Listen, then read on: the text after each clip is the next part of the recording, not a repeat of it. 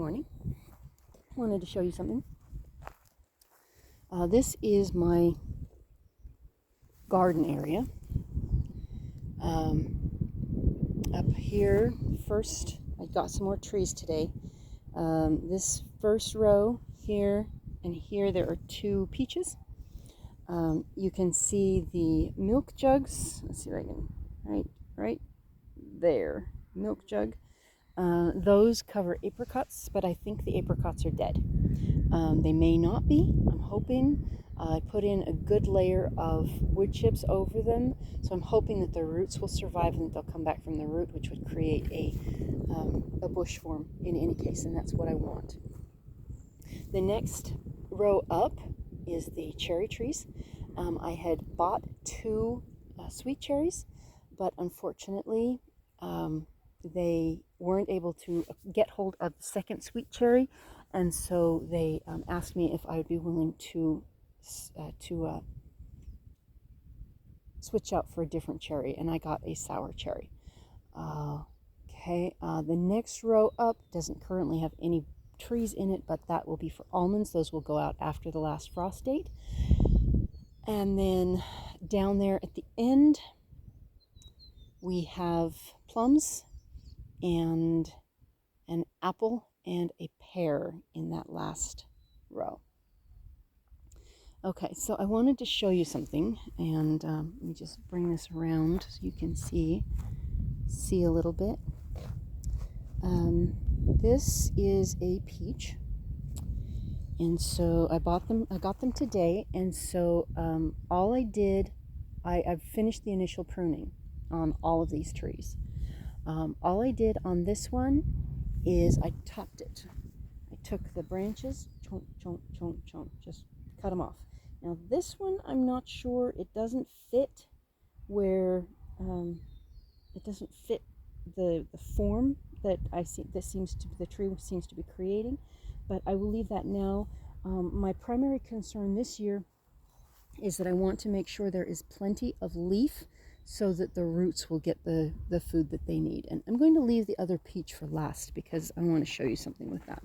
Of course, the apricots.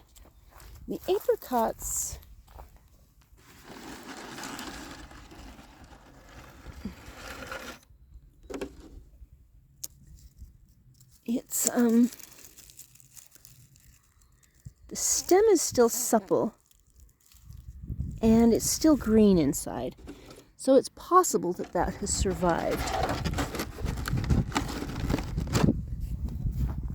Okay, let's look at the other one.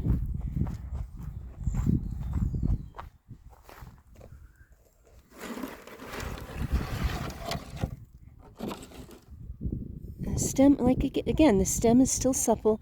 I'm not sure if these will come back this year or not. They're still green inside, so it's the tree itself is still alive even though all of the roots died. Okay, this one is the first of our cherries, and this one is the Montmorency. So this is the sour cherry. And you can see from the structure, I chopped it chunk, chunk, chunk, chunk, chunk, all the way across. And then it had a center stem because, and again, that's teaching it to grow up. So I chopped that off. And other than dead stuff, that's all I've done on that one so far, is just chop it off and take that center out. This one looks like it's a good possibility for espalier, however you pronounce that, because the 2 main branches are already growing out to the side. This one, I'm not sure on this one. There is a bud here. There are buds here, buds here, buds here, buds all the way up here, and buds here. Really, I could do anything I wanted with this tree. If I chopped this off here and chopped this off here and chopped this off here, I would still have enough buds coming out to create literally any form that I want. There's lots and lots of buds, lots of possibilities on this tree. But for now, I'm going to leave the rest of it so that this will leaf out and feed the roots during the summer, so that I will have a strong tree next year when I do the pruning, when the dormant pruning. All right, this one is one of my plums. It's got lots of buds on it, but the structure of the tree hasn't shown itself yet. So I cut the long branches off, cut the top, and other than that, I've left it alone.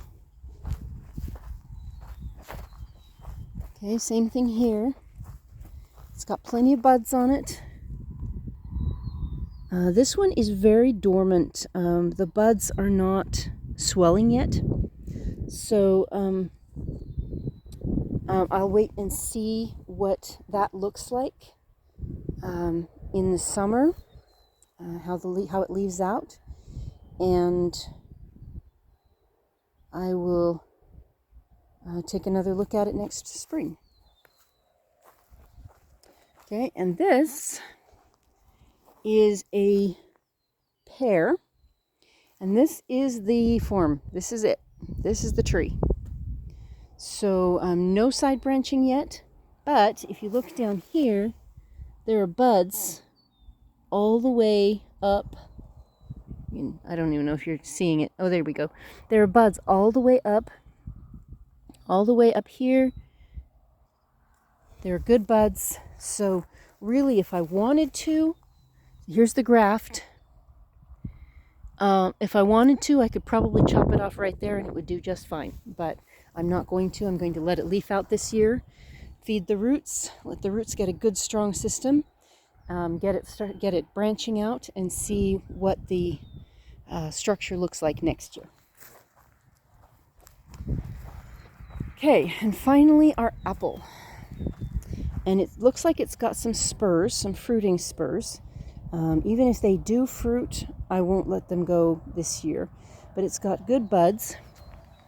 It's got buds all the way down the stem, which is exactly what I want. Now, if I could encourage these buds to sprout, like these up here, I would do that, because my feeling is that trees that are branching low and small trees are going to survive better in this environment. The wind is very, very strong, and I think that the smaller trees are going to do better than the larger trees. So it's a test.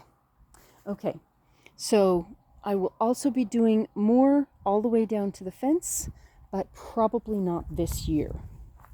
So, and then the last thing that I wanted to show you, each one of these areas, each one of these rows is 15 feet apart.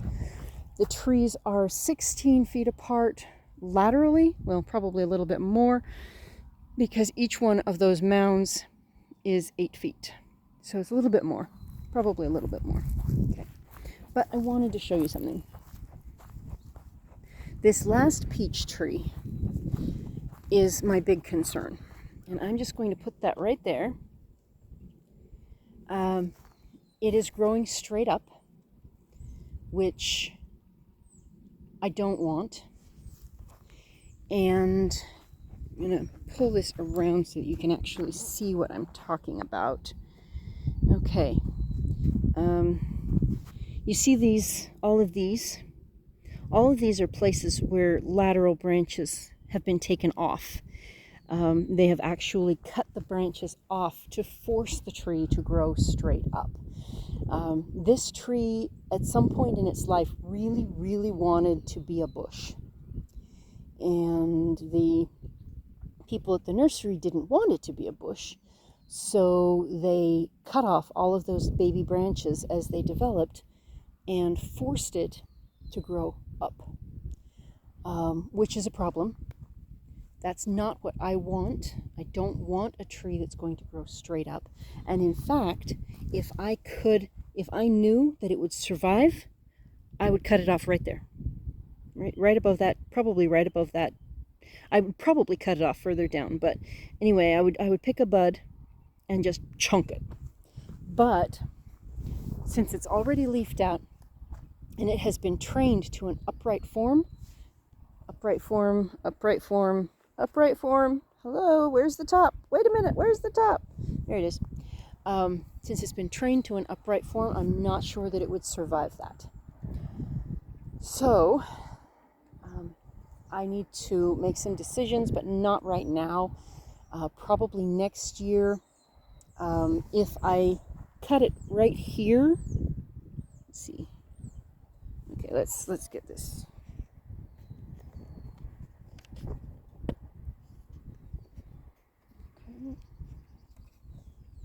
That work? If I cut it about right here, it would probably survive. But again, it wouldn't have a lot of leaf to feed the root for next winter. And these have to survive their first winter. Because it's next year, it's next spring, next fall that I will be doing the major pruning and deciding on the shape for each of these trees. So this one is concerning. I hope that, see, they've allowed this bud right here. But another problem with this tree is that there was a lot of dead branches. Dead, all the way up. And I don't know why those branches died. I don't know whether they were badly pruned or if they had started to leaf out and got nipped by the cold. I really don't know. So at this point, the tree's form is disappointing. It's not what I want. I think I can probably train it to be what I want, but it's going to take time and it's going to take effort. And I'm not sure the tree will survive it. So we're going to leave it the way it is for now, and we'll see what happens during the summer. And then next spring, when it's dormant, I will make a final decision on what needs to be done in order to bring it down. All of the trees, my plan is to keep all of the trees under 8 feet. I want the whole area, I want all of this to be maintainable when I can no longer reach, and I can no longer climb, and I can no longer cut, those type of things. So, and it'll happen eventually. It happens to everybody. So, anyway, I will be getting